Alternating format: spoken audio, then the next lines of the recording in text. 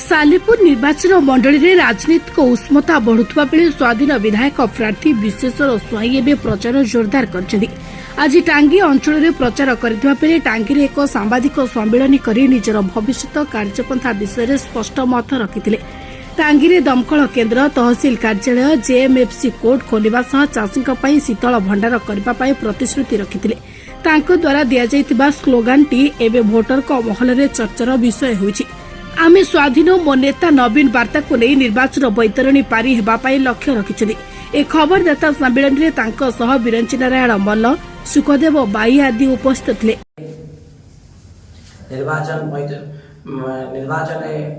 अवतीर्ण होइछि तेणु आज टांगी हेडक्वार्टर मोर टांगी सालेपुर निर्वाचन मंडल समस्त भोटर भाई भौणी माने मौसा मौसी माने गुरुजन मानू मुझे टांगी ठारू हाथ जोड़ी प्रणिपात करुच्ची मुंडिया मारुची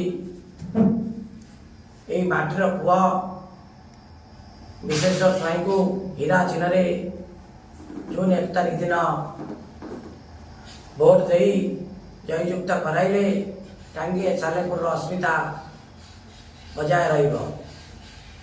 आज ये टांगी तारे जो सांबादिक सम्मेलन में अनुष्ठित करुच्ची तार मुख्य मुद्दा रहा टांगी आज अवहेलित कहीं केउथि टांगी अवहेलित